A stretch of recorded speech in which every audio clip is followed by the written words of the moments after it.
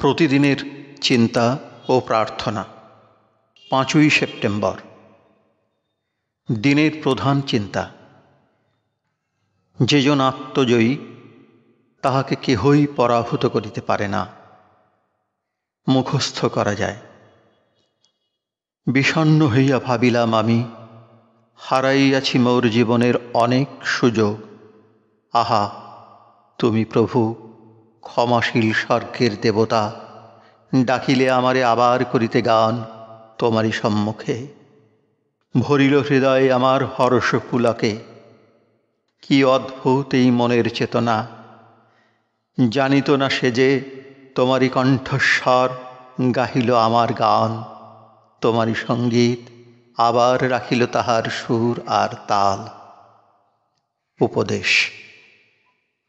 স্বার্থান্বেষণই আমাদের সকল দুঃখের মূল।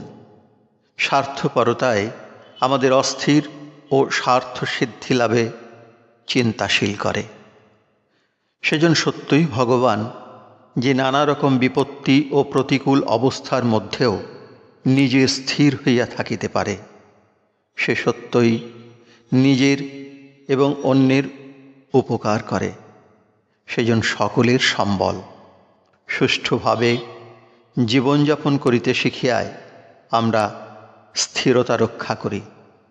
কোনো বিশেষ স্থানে থাকিয়া বা বিশেষ সুযোগ লাভ করিয়া আমরা ইহা অর্জন করি না।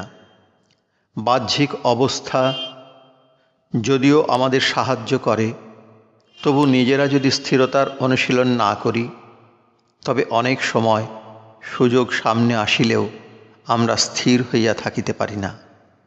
হে অসীম অনন্ত সত্তা, আমি এই মৌন থাকিবার সময়ে যেন তোমার ভালোবাসা অনুভব করিতে পারি, এবং তুমি যে নিয়ত আমাকে রক্ষা করিতেছ তাহা বুঝিতে পারি। আমি যেন তোমার প্রেমের মধ্যে আশ্রয় লাভ করিয়া সকল ভয় ও দুর্বলতা হইতে মুক্ত হই। নিদ্রায় জাগরণে সর্বদাই যেন আমি তোমার আবির্ভাব অনুভব করি, এবং সেই অনুভূতি যেন আমার ভিতরের সকল স্বার্থের আকর্ষণ ও আত্মম্ভরিতা নাশ করে।